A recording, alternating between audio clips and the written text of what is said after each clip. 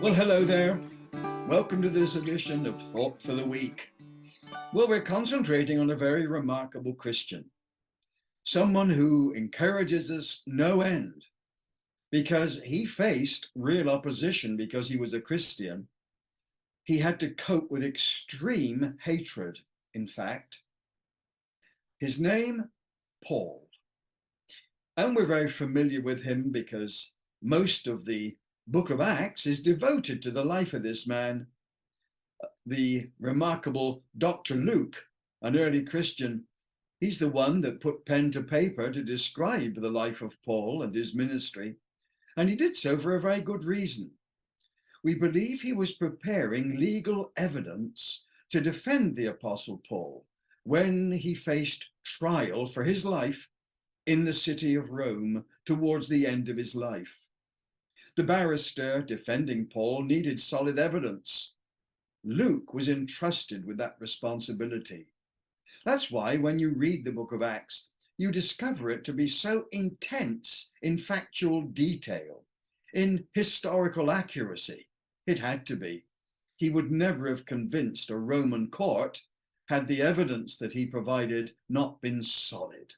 So we're grateful to Luke for providing us with these amazing details of the life of such a man as Saul of Tarsus, as he was known in the Jewish community, but as Paul, as far as the Christian community is concerned.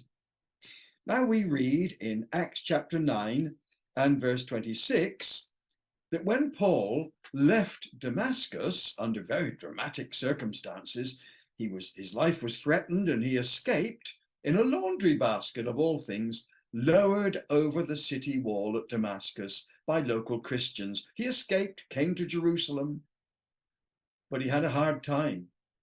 The people of Jerusalem, those who were Christians, simply could not believe that he was changed. They associated his name with violence and hatred and opposition.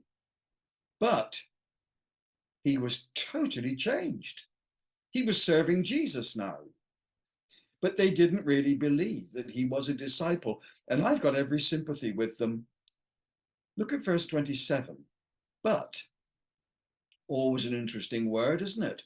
Contrast coming up.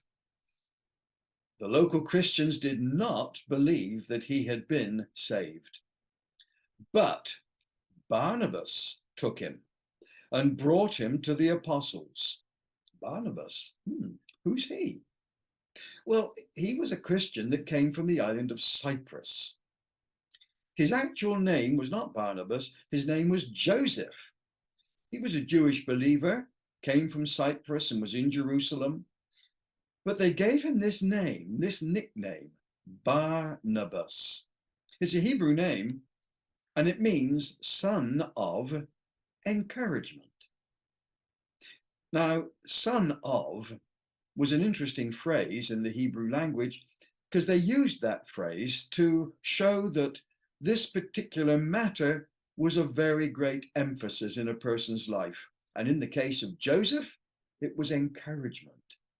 Barnabas, son of encouragement, showing what kind of guy he really was. And everything we know about him buttresses the fact that he was an encourager. He loved people. He wanted to do everything he could to build them up, to make them strong. It's a lovely thing, isn't it, when we encounter Christians like that?